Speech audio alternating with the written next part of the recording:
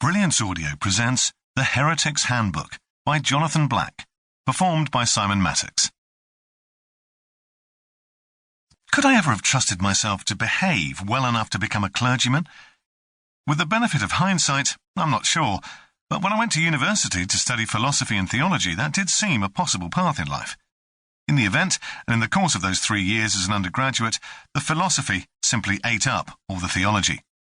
My philosophy tutor was an electrifying lecturer, often talked about as the cleverest man in Oxford, and I see now he was a sort of outrider for the new atheism.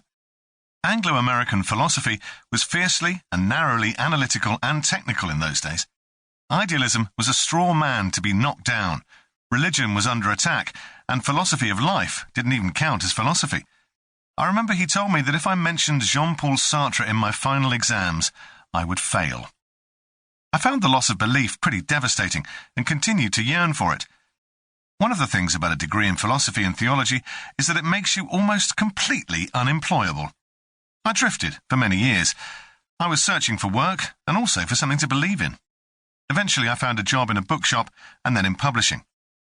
I was supposed to be commissioning a commercial general interest list, but I sometimes used to slip in books on religion and the esoteric.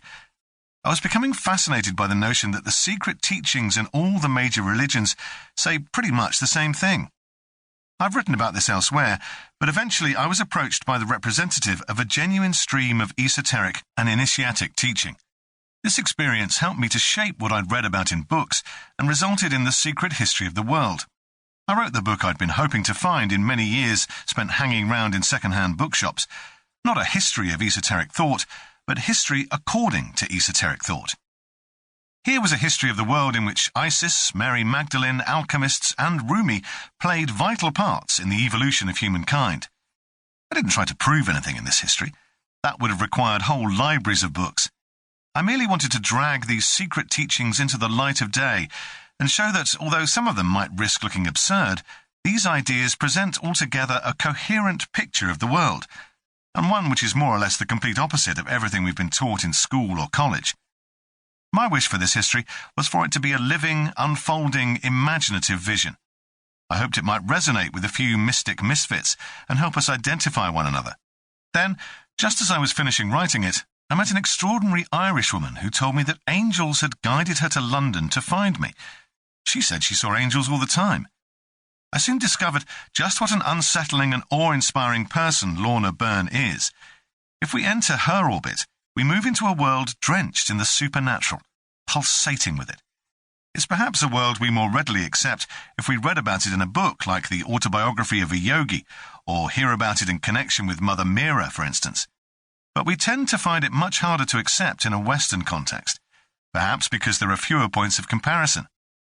Matthew Fox, the American theologian and pioneer of creation spirituality, has compared her to Hildegard of Bingen. There are similarities too with Teresa of Avila and Catherine Emmerich.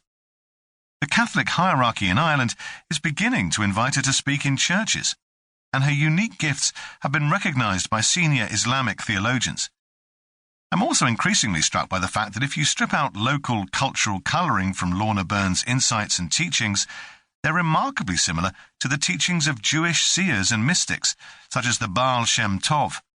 This universality and this growing recognition by authorities is important, because if what she says is true, it has to be true universally, and it has to be defended from the accusation of insanity that these days hangs over all kinds of religious belief, especially where it acknowledges the supernatural.